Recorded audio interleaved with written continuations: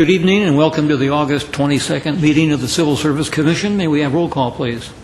Commissioner Manukian, Commissioner Gazarian, Here. Commissioner Gregorian, Here. Commissioner Gantis, Here. Chair Devine, Here. and for the record, Commissioner Manukian will be here in a few minutes. Oh, okay. The next item is the minutes from July 25th meeting. Do we have a motion to approve the minutes, or do we have any corrections on them? I would like to make a motion. Okay. I cannot participate. I was not present. Second. Okay, and that's approved by unanimous consent with Yes. no objection, with one abstention. Next item is oral communications. I have no cards. Is there anybody in the audience that wishes to address the commission on an item that's not on the agenda?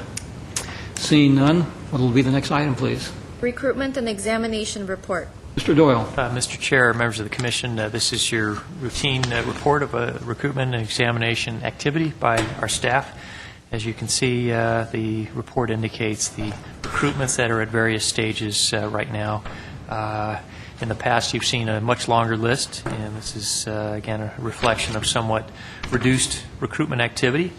The report indicates the recruitment, again, that are currently underway, dates of the interview process, the opening, closing, filing dates, and such. Really, this is a note and file item. If you have any questions, be happy to try and answer them for you. Are there any questions? Seeing none, next item, please. Eligible list established. Mr. Doyle. Mr. Chair, members of the Commission, this report, again, is a note and file. It is a report addressing the eligible lists that have been established since our last meeting, which was, again, July 25th. This report indicates, looks like 8 examinations that resulted in eligibility lists. Oddly enough, these were all promotional type processes, which is not quite that unusual at the start of a new fiscal year. And this was done all in the light of the various reorganizations that were set forth as we discussed at the last meeting. Again, this report indicates the total number of applicants received for each of these recruitments. And obviously, promotional recruitment, there's a much smaller candidate pool than had there been an open. And then in the far right column, it indicates the total number of people who made it through the respective examination processes and landed on the list. So if you have any questions, I'd be happy to try and answer them. Okay. Do we have any questions on the list? Seeing none, that's note and file. We'll move on to the next item, please. Class specification for approval. Deputy Director of Public Works, Maintenance Services. Mr. Doyle. Mr. Chair, I believe we're going to take items 6 and 7 together. They both are similar items, so perhaps have Mr. Brahmian read number 7 as well. Item 7, class specification for approval. Deputy Director of Public Works, Administration and Environmental Programs. Thank you. These are class specifications for 2 new classifications that are being established within the Public Works Department managerial structure. These positions fall into the same category of restructuring that brought forth before the Commission last month. These are 2 that probably should have been brought in last month, but they're kind of stragglers. Public Works, as you know, like many of the departments, being affected heavily by retirements, particularly in the upper managerial staff. And what these 2 classifications reflect are methods of reorganization and really consolidation. In the case of the position for the administration and environmental programs, those 2 are currently separate sections, and they're going to be merged under one manager. And that will be filled as a result of a bulletin that we post in the next few weeks. The other position is a deputy director for the maintenance services. It's essentially the field operations, and this one is really just a retitle of a particular position that we have right now called Maintenance Services Administrator. We feel that the title of deputy director is more appropriate for the work and the scope of responsibilities for this position. Again, this position will be filled hopefully with the Commission's approval, as a similar classification transfer later on in this meeting. If you have any questions about these two items, the specifications, be happy to try and answer them, those questions. Mr. Zern, who is the Director of Public Works and the Interim Director of Water and Power, is here, as is Rosie Akopian from my staff who worked on these. Okay, thank you. Do we have any questions on those two specifications? Seeing none, is there a motion to approve? So moved. We have a motion, is there a second? Yes. Second. We have, That applies to both? pardon me? The motion is for both, relates to both? Yes. Okay. And we have unanimous consent with no objections. Next item, please. Job bulletin for approval, Deputy City Manager. Mr. Doyle. Mr. Chair, members of the Commission, this is not a job specification, but a job bulletin for your approval. Typically, bulletins are not brought before the Commission for approval unless it involves either an executive-level position, a public safety promotional type of examination process, an exam where we're taking a position that was formerly done on a promotional basis and we're moving it to open, or if in any way we modify the minimum qualifications on a particular position before posting. So what we have here is a bulletin that falls under the category of an executive level position. The Deputy City Manager is a position that we have not used since this was a position formerly held by Ms. Beers before she was appointed Assistant City Manager, and we like to resurrect it and fill this position. This will be done through a promotional reallocation examination process where we'll post a bulletin in the next few weeks. And again, as per the Commission rules, the Commission is required to approve this particular bulletin. So with that, if you have any questions, again, I'll be happy to try and answer them. Ms. Beers is here tonight, as is Ms. Hunanian from my staff who worked on this bulletin. Okay, thank you, Mr. Doyle. Do we have any questions on this? Mr. Kazarian. Thank you. Ms. Beers previously held this position, is that correct? That is correct. And she moved on to the assistant manager position? Assistant City Manager. City manager. And who has been performing her duties while she moved away from that position? If you ask Ms. Beers has been performing her duties. So my question is, since it seems to be a healthy salary attached with this position, with a low end and a high end, my question is, why have another position if Ms. Beers is filling the position and doing the role that previously she did with a different title? Good afternoon, Chair Devine, members of the Commission, Commissioner Gazarian. I think that's a very good question, and if I can give some context in terms Sure. of this classification and the importance of it. 2 years ago, August 17th, I was appointed as the Assistant City Manager. And prior to that, over 11 years, I held the position of Deputy City Manager. And at that time, we had the City Manager, the Assistant City Manager, and the Deputy City Manager.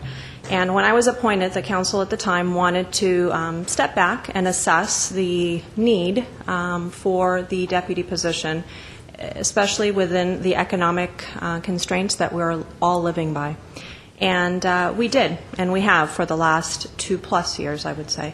And unfortunately, I will say that, as hard as many of us work, and myself included, I think the importance of having a third person within our office to have the ability to have operational oversight, along with myself as the Chief Operating Officer of the organization. I need an assistant to be able to help me with the myriad of issues that we handle. We're a large city, and there's a lot of departments to deal with, and I need somebody in an executive level classification to have that ability and that standing within the organization to help make those decisions and eliminate some of the workload that we all have, and some of the backlog, and be able to deal with things in a timely manner. So the assessment has been a little over 2 years, and I'll be honest, it's not a decision that we come to easily because it is an executive level position and it does pay well. But especially with what we're going through within the last few months as it relates to retirements, as we all have talked with the Commission and the City Council, as well as the layoffs that have occurred. The assessment and stepping back and realizing, how do we provide services to this organization as well as the 200,000+ people within the City of Glendale? That assessment tells me, in terms of my office, again, I have to be able to deal with some issues within my office, and that's a position that I need to make sure that we're successful. So is it fair to conclude that by refilling the deputy city manager position, it is your representation to this body that the city will be better served, the citizens will be better served vis-a-vis the departments that the city manager's office oversees, that you said there are many of, obviously. How many people are overseeing those departments currently? Is it just yourself or others? As a chief operating officer, it's myself, and of course I have a staff within the office. Right. And everybody works tirelessly, and everybody does a fantastic job. But this is a position that, again, it's been proven to me, and prior to me there was another deputy city manager that served for many, many years, and that was Steve Adams, and that was an executive level position as well. Just based on our structure, right. Just structurally, and not speaking, not in any other terms, but structurally, there is a need to have somebody in that capacity to kind of assist myself and the city manager in terms of the operations of the city as a whole. So always, as far back as you can recall, the city has had a manager, assistant manager, and a deputy manager, except for the last 2 years where you've worn both hats, basically, under the title of assistant manager. Yes, sir. Okay. And as far as the salary, what, in your opinion,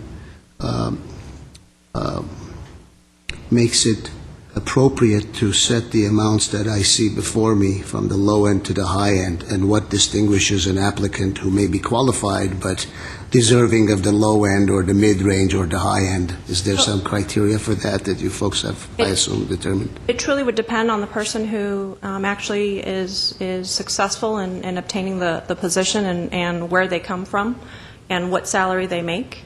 But the range has been set for a number of years and has not been changed. So when we went through this process, the range hasn't been changed since the time I had the classification. So when we decided to reinstitute this classification, we didn't adjust the range upward or downward. And if you know, Ms. Beers, is the range competitive with other cities? I can... To attract the best qualified candidate for the position? I can say that the cities that I'm aware of... More generous or less generous? The city of Glendale is very conservative. So that I would take that to mean less generous. Okay, I have my question answered. Thank you. I have nothing further. Okay. Mr. Gandes. Ms. Beers, I share Commissioner Gazarian. I'm very tired. That's okay. A concern, just because the position, we've just been through, we worked, not obviously as hard as you all did and with the heartache, but there are people that have been laid off. And could you tell me what is your staff currently that you have that helps you as the chief operating officer? I can tell you that... You don't need to give me names, give Sure. me titles of people. Sure. Currently, we have the city manager, of course, myself. We have the assistant to the city manager. We have an administrative associate. We have a half-time public information officer. And this is as it relates to the professional staff that I currently have. And we used to have the assistant city manager, the deputy city manager, a full-time public information officer, a full-time assistant public information officer, a full-time person dedicated to the Commission on the Status of Women. So over the last 3 to 4 years, I have decreased my staff by 4, and this does not count the 3 retirements within my office, not counting within... That's support staff, not Correct. professionals. We're going to be also losing 3 support staff, and we will only be filling 1 of the positions for the support staff. So you're going to lose 2 support staff? Yes. And in your opinion, the need for a deputy city manager trumps the need for a deputy public information officer, for instance, or the 2 administrative staff that were in there? At this time, yes. And I think in the long run, absolutely. Now, the entire organization needs to step back come September 1st to see what we look like and assess the services that we're providing the community and how we're doing it with 1,600 or so employees, whereas we had 1,840 or so employees, so we're going to be down 200-plus employees. So you're adding staff, you're adding administrative or supervisorial staff when you have less people that you're supervising. Just not, I'm not seeing we're... Less people that we're supervising, yes, Mr. Gantis. However, we still have, again, operationally, we still have departments with operational needs. And we have to be able to provide... Heads. You have department heads to do that. Absolutely. But we provide a service to those department heads. As the City Council has the ability to give us their policy direction, our responsibility is to make sure that that policy directive is implemented within the organization. And we're not, even though we're cutting back, we're not a small city. Tell me why then we need to have the deputy city manager now, 2 years later, when we're really in severe cuts. 2 years ago we weren't as severe as we have now. Why do we need it now? I think I've answered that question, but I will say it again. My satisfaction. And I appreciate that. Again, operationally, I need that safety valve in my office to be able to deal with the span of control necessary to handle the organization. I can't do that solely. An organization this size, if you look up and down the state, generally doesn't have just a city manager, an assistant, or a deputy. They'll have multiple assistant city managers. They will have multiple deputy city managers to be able to deal with the span of control and the myriad of issues that come before me as a chief operating officer as it relates to budget, personnel relations, performance indicators, any sort of special surveys and projects that come forward. And I don't want to minimize the special projects at all because they tend to be very extensive. It's a big it's a big responsibility. And I want to be able to do that well for the organization, and I think I've done a good job. But also as a professional, I need to be able to step back and give my professional assessment and say, I've done the assessment, and I believe that we need to make sure that we're providing the right services at the right time, especially since we're going through all of these changes. Mr. Gannis, may I interrupt for 1 minute? I was just going to ask if I could continue, but go ahead. Well, I need to interrupt for 1 minute. And I have a question either for our attorney, for Mr. Doyle. I believe that the questions that were asked by Commissioner Gazarian and Commissioner Gantis are excellent questions. I think that we all have those types of questions in our mind when we see these types of bulletins coming before us. However, and I need a clarification, I think that the need of this has already been approved and established by City Council, and that this commission really has no purview in questioning or deciding whether or not the position is needed, need a correction.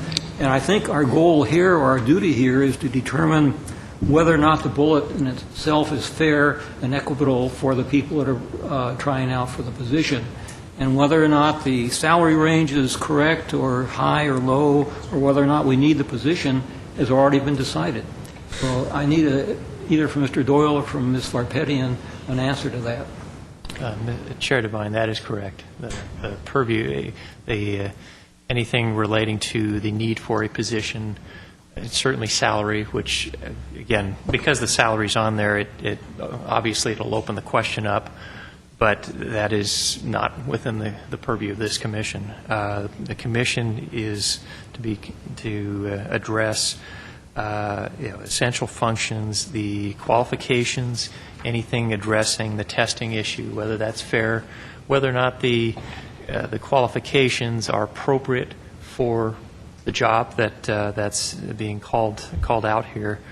So I do concur with the chair on that point. If I may, whereas I agree that this is a matter or an item for the Civil Service Commission to approve the job bulletin, I do disagree, however, that just because management or even City Council has made the decision that I am foreclosed as a Civil Service Commissioner here to ask the questions only because if I am to vote, and if I am asked to vote to approve a job bulletin as it's presented to me, I need to be comfortable that it is an appropriate bulletin that serves the purpose for which it is being publicized.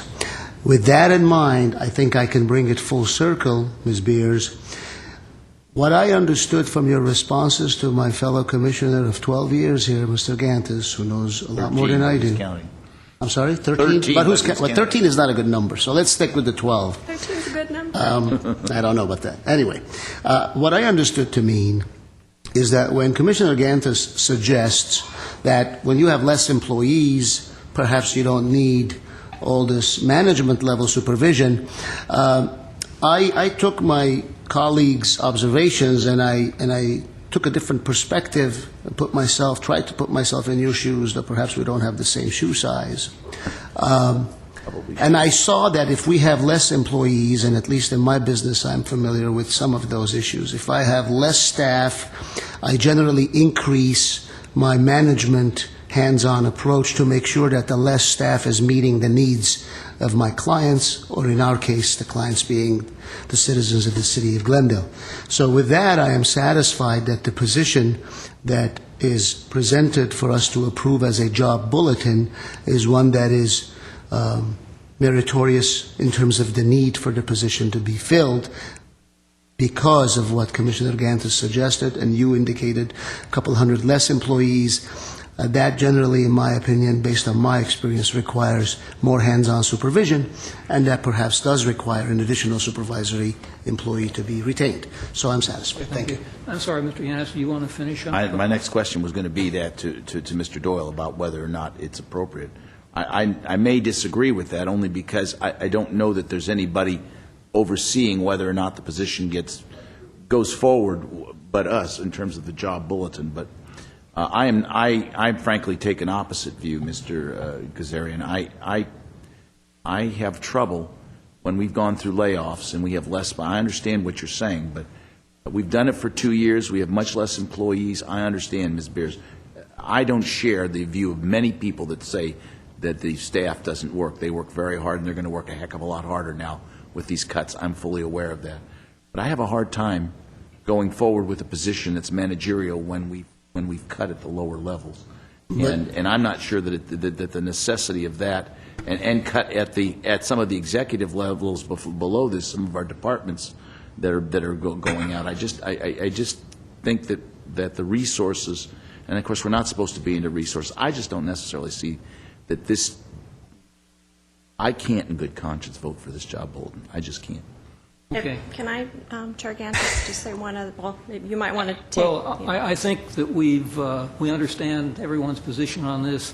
I am firmly in belief, based on Mr. Doyle's explanation, that this is going beyond the scope of what the Commission is here to do tonight, which is either approve or not approve this particular job spec on the basis that it's fair and equitable for all employees to participate in the process. Qualifications are sound and whatnot. I'm convinced of that. I haven't heard from Commissioner Gregorian. Do you have any comments you'd like to make on this issue before? The city is the same city about 5 years ago, 10 years ago. 200,000 population, workload, an economical problem. Every staff, we have to consider the morale of the staff. So, of course, I mean, it's nice to save money, but how much more we can save? I mean, skeleton crew, and then I challenge Mr. Gantis' ability in management. What kind of education, background, everything is in that he can speak about that part. But anyway, that's besides the point. I would like to move on this subject and make a motion, and we go with lots of things to carry. But before the motion is called, respectfully, Commissioner Gregorian, I'd like to hear from the counsel for the commission. With all due respect to Mr. Doyle, my understanding is actually correct, consistent with Mr. Doyle's representation. Is that your advice and counsel as counsel to this commission? That is, and I was going to direct you to the rule and quote from the rule, so you had some comfort in moving forward in the direction that was proposed by Mr. Doyle. And I'm looking at Rule 4, Section 3, subsection C, and it says employment opportunity announcements for any executive classification position must be approved by the Commission prior to their publication and distribution. So it's the announcement that you're reviewing and approving, and not so much the determination of whether or not the position is appropriate or not. That is a council decision. With that, if there is a motion from Mr. Gregorian, Commissioner Gregorian, I will second that motion. Okay. May we have roll call on that, please?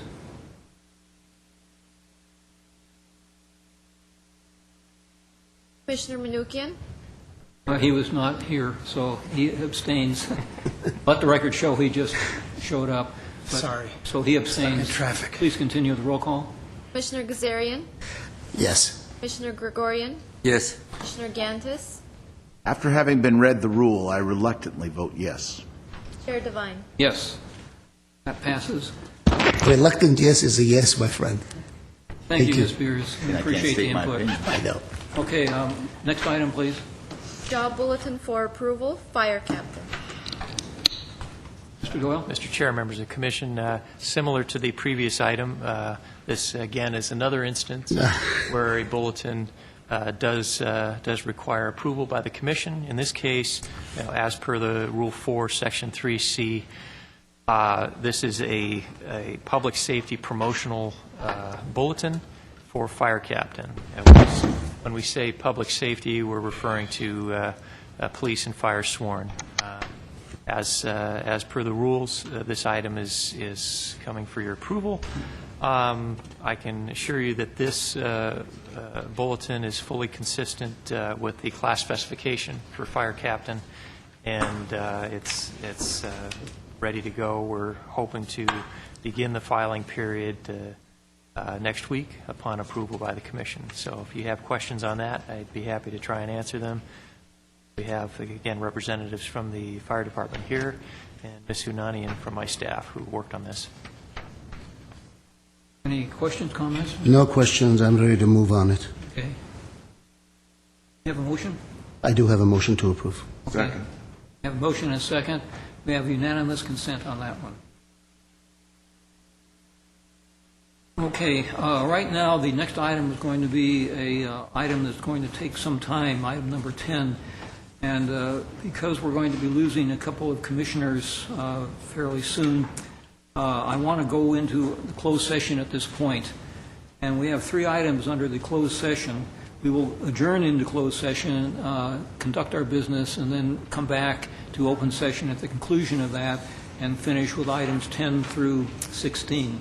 Mr. Chairman, we're also, when we come back into open session, we should instruct the TV people that indeed we're going to go back on TV when we come back into the open session. Good point. Thank you, Mr. Gaddis. For the record, the items to be discussed in closed session will be 15A, public employee appointments, similar qualifications transfer for the position of Deputy Director of Public Works, Maintenance Services. Item 15B, public employee discipline. Item 15C, public employee appointment, police officer recruit. Okay. With that, we will be taking item 15A first. Okay, we're back in open session. First, we'll report out of closed session on the 3 items. The first item on the public employee appointments, we granted that 4-0. On the second item, public employee discipline, we have nothing to report out on that. And finally, on the third item, the public employee appointment, police officer recruit, we voted 4-0 to request the Human Resources Department Director to request a third psychological review of the appellant. And with that, we'll move on to the next item, going back to our original agenda. Public hearing, adoption of resolution, report on unclassified status proposal for police officer recruit. Mr. Doyle. Mr. Chair, members of the Commission, this item is the adoption of a resolution declaring the classification of police officer recruit as an unclassified position. And this is a rather important change that's being proposed in the hiring process for our sworn police. Currently, we engage in the hiring process for police officer recruits, and we typically will hire the individual as a recruit. We're listening. We're just Okay. getting an introduction now. We'll open the public hearing in just a minute. Okay, excuse me. Typically, we will hire the individual and go through a selection process for the classification of police officer recruit. This is a non-sworn position, and essentially, we go through an entire process involving written exams, oral boards, background investigation, a medical psych exam, and the individual is hired. They serve as a recruit, again, a non-sworn position, while they're learning the elements of the public safety job, going through the academy. It's a at-will probationary status. And once they complete that academy and graduate from being a recruit, and they become a police officer, and at that point they become sworn, and they serve yet another probationary period. This one lasts for a year. What's being proposed is not going to change any of that relative to duration of the probationary status. But this proposal to make this position unclassified will enable a little bit of flexibility in the hiring process, most notably in the certification process. Ultimately, when we're going through this process and we've passed individuals and we establish an eligibility list, we have a list of eligible candidates, and we must comply with what's known as the rule of three, where we're given 3 candidates, and what we are somewhat limited in pursuing background investigations and final hiring interviews on any more than just 3 candidates at a time. What we're hoping to do with this is to enable some flexibility in that process, and by declaring this position unclassified, we would not necessarily get around the rule of 3, but essentially give the department more options when they're presented with a list, and they can begin the background process on a number of candidates at the same time. And ultimately, depending on when those background processes are complete, they can make job offers and appointments in a more timely fashion. Currently, again, the rule of 3 process causes a delay where, if candidate who's number 12 on the list, we complete that background investigation before candidates 1 or 2, we may have to either hold off on making that appointment because we technically haven't reached number 12 on the list, or we're required to make all those in front of them on the list either waive temporarily or waive permanently, so we can reach that person on the who's number 12 on the list. In the meantime, not only is that very cumbersome, but it also it also risks losing that particular candidate while we're waiting to clear the way for the people higher than them on the list. So again, this proposal is to help us address that particular issue, and again, enable us to consider in the hiring process more than just 3 at a time. There are other side benefits to allowing some a little bit of flexibility, but I think for the most part, that's what's prompting us on this. We have staff here to perhaps get further into the mechanics of this. We do have a couple of PowerPoint slides to sort of illustrate what we're dealing with, or what we're faced with. We have Captain Stokes, we have Russ Kwan from my staff, and other members of the Professional Standards Bureau if you have questions. So with that, Mr. Chair, I'll leave it up to you as to how Do we you see the want- PowerPoint, or are they going to show you? I mean, they're here, you might as well show them. Okay, well, first we're going to open the public hearing at this point, and we'll ask so Captain Stokes, are you going to be the one to make the presentation? Okay, Mr. Kwan. Good evening, Mr. Chairman, members of the Commission. Russ Kwan, Human Resources Analyst. Like Mr. Doyle stated in his opening, the intent behind going unclassified does not change the selection process whatsoever. Applicants who are going to be applying for a police officer recruit position will still be required to complete a written examination, physical agility examination, as well as oral interview. The only change in making the position an unclassified position is the way that we conduct certification process. The way that the current process is in place with the Rule 3 is that the department can only consider 3 names at a given time. So with the example on the screen, let's say given the department has, they've given out the top 6 applicants with a background investigation. When it does come time to hire, the department will only be able to consider the top 3 individuals at a given time for each vacancy. Where this becomes a little problematic is if in the event any of the candidates, A, B, or C, let's say they have either a lot of life experience, or they've applied with numerous departments, or they live out of state, where things are, because of the nature of the background investigation, it's going to be delayed. Whereas if you, let's say you have candidates D, E, or F who may have a shorter life experience span and may be living in the city of Glendale, and their background will be incredibly shorter compared to any of the individuals who may have a longer background investigation.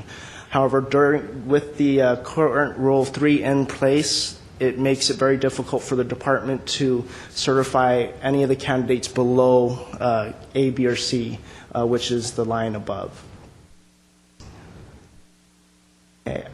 In the report, I did address a couple issues that the department is facing. A lot of our neighboring agencies, such as Santa Monica, LA County Sheriff's Department, they utilize different types of scoring systems. One of the ways that a department such as Santa Monica and LA County Sheriff's Department, they go ahead and utilize what's called a banding system. What banding simply means is that they take a group of applicants who scored within a certain scoring range. So in the example I said above, if the band is set for scores of 90% and above, the department is effectively given the flexibility of choosing any of the applicants who score within that range. So compared to the Rule of 3, this gives the department much more flexibility, and in terms of timeliness, lets them get to some applicants much sooner than we possibly ever could with regards to making actual hiring decisions. What the unclassified proposal effectively does is it will allow the department to choose anybody who effectively scores at least a 70% to be considered for hire. It's also referred to as a rule of the list, as the city of Pasadena as well as the city of Torrance use, which are also competing cities. Anybody who passes the selection process can be pretty much backgrounded and selected by an agency and effectively hired. And so just to maintain a competitive edge within the recruitment world, this is what the police department is looking to adopt for the police officer recruit position, as it has proven to be an extremely competitive environment, given the fact that we are seeing a number of applicants just not making it through the selection process. In 2011, we did have a police officer recruit open selection where we had a total of 490 applications which were received, and as of last week, we've only hired 12 individuals off of that eligible list. So the competition is definitely out there in terms of for the highly qualified, highly competitive applicants, because a lot of the applicants that do get hired on by Glendale have indeed tested with other agencies. So a proposal such as the unclassified status for police recruit would definitely make us a much more competitive agency in terms of recruitment. Okay. Any questions on that presentation? I have a question. Go ahead. Well, go ahead. I did have questions, but they've been answered, and I'm fairly certain that it's a good proposal, although it's a risky proposal. And of course, the risk is that candidate K, for instance, is the son of a councilman, the son of the city manager, somebody that we have to concern ourselves with. Will there be put in place any layers so that we can be sure that we're not doing any favoritism, that in fact we're handling this objectively? Yes.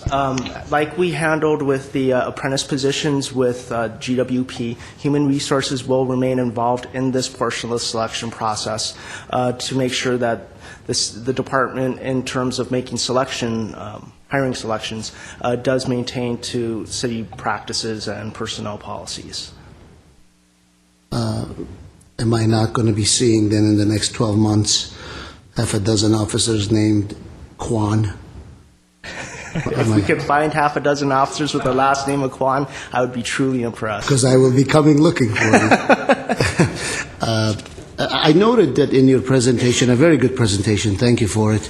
I noted in your presentation references not just to Santa Monica or the Los Angeles County Sheriff's Department, but also to the cities of Torrance and Pasadena. Correct. Are the cities of Torrance and Pasadena currently using what you are proposing? The rule of the list. Yes, they just title it Rule of the List, and effectively they can select anybody who passes their selection process. And when you have also in your presentation referenced a paragraph as to what the department is currently recruiting in terms of bilingual, officers or recruits, if you will. When you make an unclassified list, and you have a candidate A, let's assume it's an unclassified list. You got 20 people there, and you can pick any one of the 20 you want. But you have candidate A, B, and C at 95, 94, 92%. You know that they scored in that percent. Yes. But they are not bilingual. You cannot get to A, B, and C. You cannot ignore A, B, and C in the rule of three and select D, E, or F who happen to be bilingual. Is that the rule of three's limitation, or am I misunderstanding it? I'll need a reiteration later. No, he's correct. Unless the first three were to defer temporarily, you have to choose from those three. Yes, that's correct. The way that the Rule of Three is currently set up. That's the current rule. And when so is in the current rule of three the department's needs in terms of bilingual officers or recruits to become officers a factor when we get the rule of three or not? Yes, I mean, with the current two recruitments, we are strictly limited to English Armenian and English and Korean speakers. So the way that the police officer recruit English Armenian is laid out, the only individuals who can apply for those positions are those who have those bilingual skills. The one limitation in that is that we do get often applicants who call in who do have other bilingual skills, such as, let's say, Russian or Farsi, or Chinese, for example.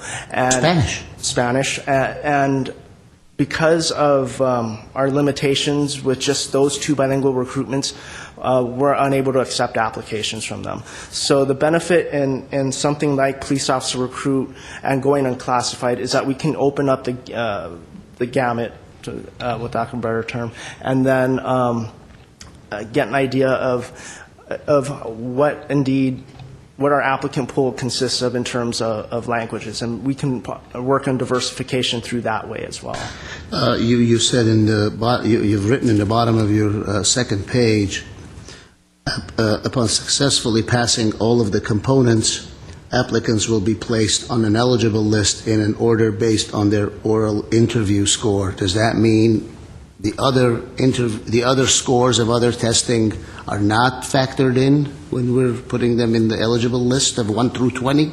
That's correct. For the written and the physical agility test, the way that they are now and the way that they will be in the unclassified status is a pass-fail.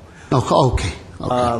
So as long as you score high enough to move on the written examination to move forward to the physical agility test, and as long as you score high enough to move forward from the physical agility test to the oral interview, you'll be scheduled for the oral interview and ranked. I hadn't realized that the oral interview is the only score-keeping 100%. test. Correct. Yeah. Okay. Then I don't have any further concerns about that, and I'll conclude by the following. I noted in your PowerPoint presentation, candidate A hypothetically was 95%, but then candidate at the very bottom of that list of the alphabetical order was, for example, 73%. Correct. What safety concerns does that pose? Is that 73% on the oral interview is what we're talking Yes, about? and that's Okay. what it is. And also something to consider is the fact that when we do set up, or when we do have a score for an oral interview, it is entirely separate from a background investigation. So what I'm trying to say with that is that the oral interview, it is a good indicator in terms of their basic skills, in terms of how well they interview, how well their decision-making is. However, those components are entirely different components than what the Police Professional Standards Bureau looks at during a background investigation. And why hire using those components? Well, because it does provide us with a pretty good measure of their ability to perform the job. However, with posts encouragement and recommendations, they strictly say to separate their ability to perform an oral interview from the background investigation, because the background investigation is viewed as an entirely different selection process. No, but isn't there a written test and the agility test? Yes. And then the oral? Those are pass-fails. Yes, those are both, the written and physical agility tests are both pass-fail. Okay, so At least how it's done in Glendale. Yes. There because are other normally I've ways to seen do it. other jurisdictions where they're all factored into they're weighted and factored into a final score, but that doesn't happen here. You can do it that way as well, and you'll see, with some of the fire promotional processes where the written may be worth 25%, the oral may be worth 75 or something like that. Those are a number of different ways to skin a cat, but with regard to Glendale and police officer recruit, we have always placed that oral interview, that opportunity to sit down and discuss the candidate's qualifications, their judgment, their analytical skills. We've always given that 100% weighting. And it's not to say that's the best way to do it, but that's Okay. found it to be most effective. That's a great way of doing it, because the written tests are not indicative of the full picture. And all of this is done after background, after psychological, and all the other, correct? No, it's before. It's before. Well, when we're putting them as a recruit, 1 through 20, we're doing that, and then we're doing their backgrounds? Yes. Okay. Yes. We're doing their background, so that now we have a flexibility of to do the background of any one of 1 through 20, for example, Correct. versus 1 through 3. Yes. Okay. Thank you. Mr. Chair, and again, we will go in order. We're not going to skip around. But the fact is, as you were saying earlier, some backgrounds take a really short period of time. If you've got a 21-year-old candidate who grew up in Glendale, never got in trouble or anything, that's going to take maybe a week or two. If you've got somebody who's 35 years old, John Gantis, yes, somebody who's 35 years old who lived in Ohio, that's a lot more. Or was born in Beirut, you'd have to have some background.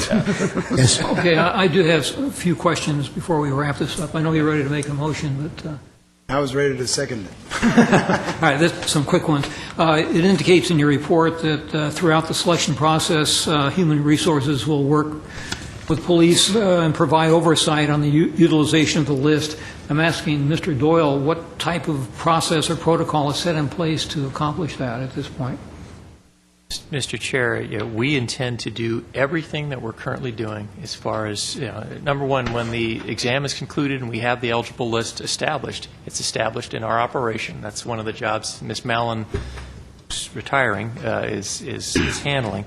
And we will make sure we go to that list and go in order as far as, effectuating the next steps in the process.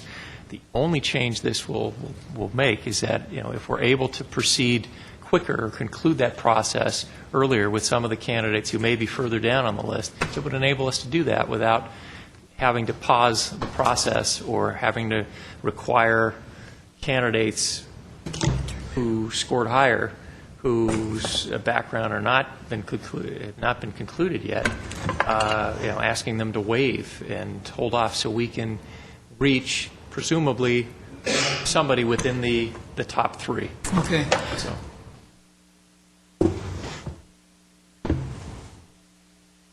Okay, next question is, the public hearing has been opened. Okay. Lost my place here. Oh, you mentioned that the unsuccessful candidates at any stage have the right to appeal to the Director of Human Resources. Is there a further appeal beyond that to the Commission? Well, Mr. Chair, that is another change. At least as I understand it, in an unclassified setting, that does essentially remove the Civil Service Commission jurisdiction for these types of appeals. And this is how we deal with part-time positions and some of our police officer reserve. They will have an appeal process through me, and it would end there because if an unclassified except for the psychological, that would still say if they went there and failed the psychological, that still stays. The psychological, is that? No. From my interpretation of the rules, Mr. Doyle would have the final approval in terms of appeal rights. For unclassified only. If we declare it unclassified. Yes. Is that in the charter or a civil service rule? And is it possible to work that back in so that because of this new process, unsuccessful candidates could in fact appeal to the Civil Service Commission? Well, again, by its definition, unclassified means it is not within the civil service process. So that's, again, if you're uncomfortable with that part of it, then we should discuss that. But essentially, this does take that out of the Commission purview, any type of appeal of that nature. Mr. Kwan, was this an attempt to bypass the Civil Service Commission? No. It was not? No, it is not. My next question is, why not use banding instead of the rule of the list, since the banding certainly opens it up to a wider candidate pool? Well, Mr. Doyle can correct me if I'm mistaken, but I believe banding was something that we had considered in terms of a charter amendment, but that was not successfully passed. That's correct. That would require a charter amendment, and that would need to be done by a vote of the people. And during the last charter revision, that was something that the committee considered, but ultimately did not put forth as a possible amendment to the charter. Okay, you're saying banding would require a charter change, and going from classified to unclassified would not? Right. That would be a change in the rules, whereas changing the methodology that you follow in the hiring, be it the rule of three or the rule of the band, that is something that is in the charter, and that would require a vote of the citizens of the Glendale. Okay. I'm surprised because we had a similar conversation when we were considering the fire department recruits as related to female candidates. And we had the same conversation. The fire chief came up and said that they were having trouble recruiting female candidates, not recruiting, but hiring them because some of them finished below the top three. And when we had the discussion, we were told that we couldn't use banding for the reasons you just said. but nobody ever mentioned the fact of going unclassified in that same process. That is correct, Mr. Chair. This is a novel idea, and no, this was not thought of in that discussion when there was quite an extensive presentation on the firefighter hiring process. We're not suggesting at this point that this be extended to firefighter recruit or any other process, but because I think that process is a little different. There tend to be more candidates. The background investigations are less complex. But the reason this is being proposed here is because there are some specific circumstances and specific problems we've traditionally had as we approach the list that calls for some additional flexibility. Okay, that answers that. That's all the questions I have. Is anyone in the audience desirous of making oral comments on this subject? Seeing none, we'll close the public hearing. And is there a motion to adopt? Move to approve. Is there a second? I'm not hearing a second. Do we have discussion for a minute on this? I'm a little concerned about the rights, much as I don't like hearing psychological. I am also. I knew you had concerns, that's why I'm looking at you. What was the concern again? About the appeal rights. There I'm are, not so concerned about the appeal rights other than the psychological one, because obviously I'm concerned about the psychological appeal. Okay. And I understand where they're coming from, but so let may I continue, Mr. So here's the deal. We're making it unclassified, so they become recruits. We put them. We give them the testing. They get on the list, and we choose and we do the background, and we say, okay, candidate F. Okay, we got that done. We're ready to hire him. That person then is hired, if I'm not mistaken, provisionally, subject to the psychological examination. Am I correct? If that's the order it goes in.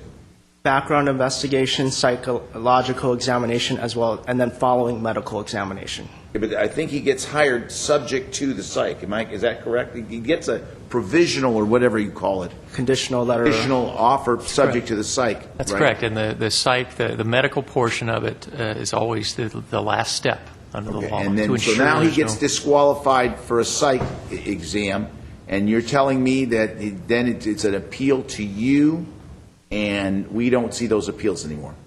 That's correct, and I believe that is correct. intention. I mean, it's sort of an unintended consequence of the whole thing. But And we cannot put that component in there that's basically would be, the motion would be in the sense Rule that change. if they're disqualified for the psych, is that the concern, that they have the ability to appeal? come to the commission the way this gentleman did this afternoon.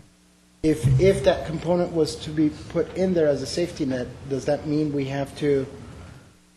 Would that require a charter change? no. Yeah, because it wouldn't apply to everything. It just only applies to psych.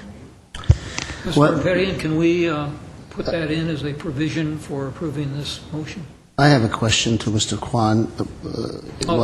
Would you repeat the question, please? The question is, can we put a component in where on psych rejections, that there is an appeal to the Civil Service Commission after Mr. Doyle? The problem is if you declare someone unclassified, they do not have any rights as it pertains to the civil service rules. So you would be carving out a special exception and providing someone who's unclassified with rights that only classified employees would have, or applicants. Does that also mean that they're an at-will employee then? They don't have civil service protection? That is correct, but they already are at-will employees. All the time that they're in the academy as recruits, and that entire first year as a police officer, even though they're sworn, they're still at-will because they're on probation. Once they're but as a police officer, they're classified subject to probation. Correct. It's only as a police officer recruit. Recruit. But how did this previous matter that we were in closed session, no names to be given, was before us, Because it's a classified It is a- Classified but he wasn't a police officer? No, But but he was a applicants of recruit. classified Or positions was he a had that recruit? right. He was a recruit candidate. Correct. But he had gotten his provisional hiring, and hired for the positions for the classified service. The rules specifically allow for applicants of classified positions to have certain rights under the civil service rules. Even an applicant of a classified Correct. position, even one who is not hired, who has been refused to be hired. When I look at page 3 of your report, Mr. Kwan, maybe this might shed some light. The second paragraph, the last 3 lines, it says furthermore, comma, applicants who are unsuccessful in any stage of the selection process will maintain their right to appeal to the Director of Human Resources for consideration. Now, when I see the word maintain their right, that means to me that when they were listed as classified, they had that right. Now, as unclassified, they still are maintaining that right. Is that it? As unclassified, they would not have the ability to come before the commission. The final Forgive me for interrupting. I know that, but Yes. do the officer recruits, as the law and as the procedure and practice stands today, Correct. prior to us ruling on this, do they have the right to go to the Director of Human Resources for consideration before they come to the civil service? That is correct. Okay, and so do they typically have to exhaust that remedy before they come to the civil service? That's correct. They do. Yes. Okay. I don't think they go to, And for Okay. both backgrounds and court, obviously, with the medical and psych, those processes. Okay. There's an internal process where my office addresses it. Okay.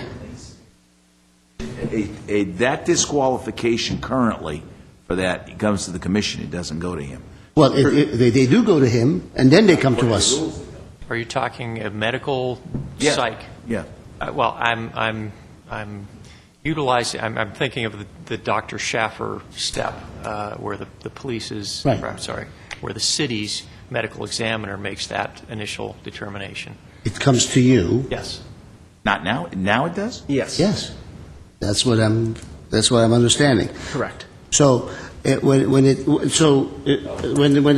a Dr. Schaffer makes a determination and a second examiner makes a determination, both of those come to you, and you then make your determination, and from that point is when it comes to Civil Service Commission as the law and the rules that we practice under are today. That's correct. Okay. So what you're proposing is at the end is to end it at that point, right? This That's is the consequence of, from my understanding, that was as a result of the changes, that's one of the collateral damages. That's an unintended consequence, but one that seems to cause concern to at least one colleague of mine on the dais. I have some concerns, and I'm trying to wrap my arms around it. just to say this John is. and I have concern, and This is how our reserve police officer hiring process works currently. If there's an Different appeal of story. any sort, well, I understand, but it's not a classified position, and Well, those come to me, whether it's a background disqualification or any type of problem with the selection process. Those would come to me. I meet with the appellant, talk with the background staff or whoever is involved, and then make a determination, typically, and that's where it ends. So this would be not at all unlike that.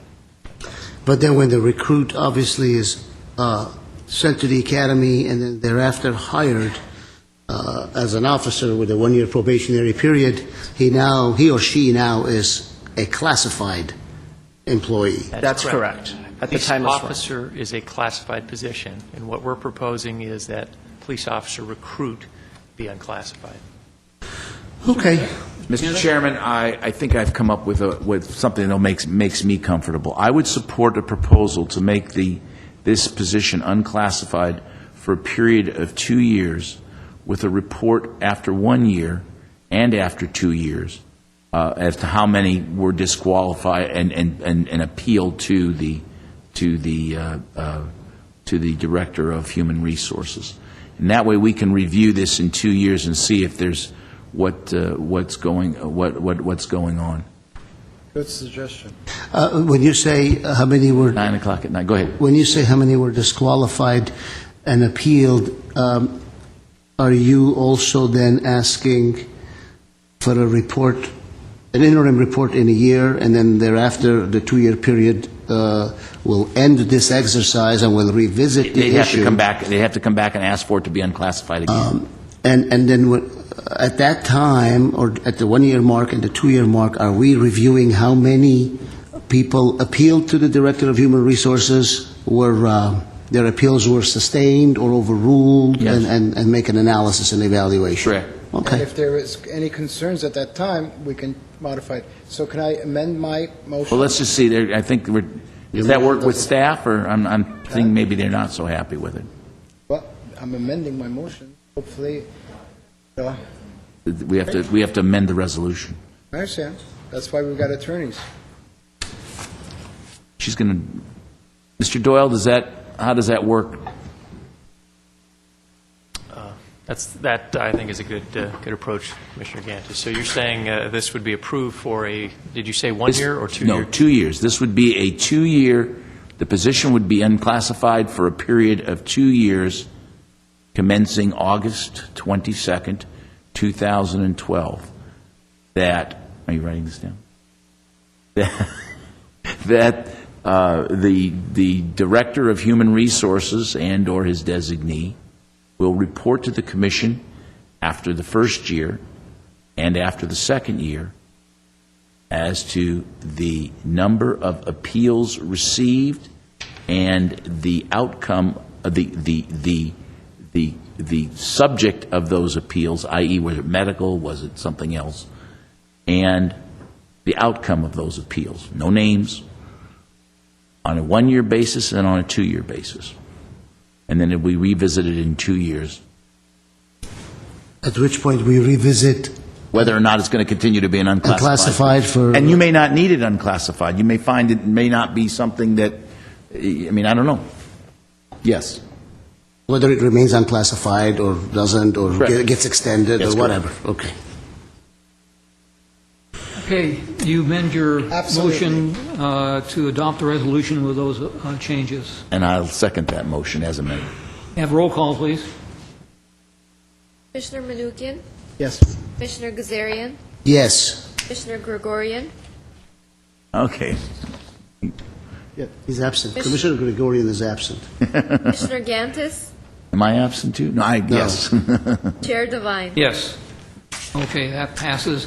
Next item is item 11, report administrative leave. We're going to postpone that till the next meeting. Agenda forecast, Mr. Doyle? Mr. Chair, next few meetings, we have, you see September 12th, the year-end report on hourly employment is actually supposed to be this meeting, but because this meeting was so heavy, we moved that. As you know, we have 2 hearings, disciplinary appeal hearings going on, and we started a third tonight. So Commission's activity continues to be very busy. I have nothing more to add to that. We still, Okay, got a couple more things. On item number 13, we're going to postpone that till the next meeting.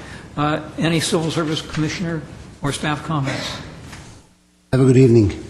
Okay, I unfortunately do have one thing, and I need Mr. Manukian here. quick, because I gotta go. Okay. I'm seconding it.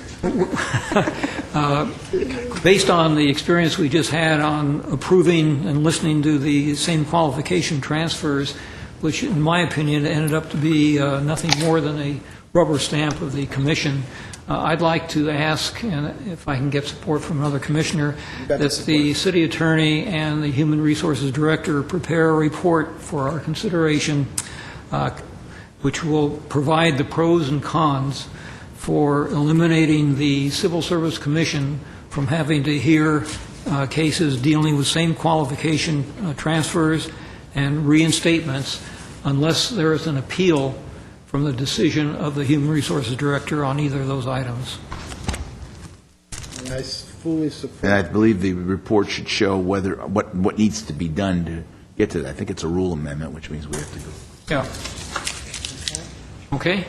And Mr. Menuchyan agrees with that, so is that enough to put that on the agenda? Certainly. I agree with you. I agree with it, too. Okay. Mr. Chair, I don't Next think item. you opened up oral communications, by the way. I don't recall hearing you saying. I did, I opened it and I closed it. Okay, good. Okay. Next item is adjournment. Adjourned. We're adjourned. Move to adjourn. Move to. Everybody come out?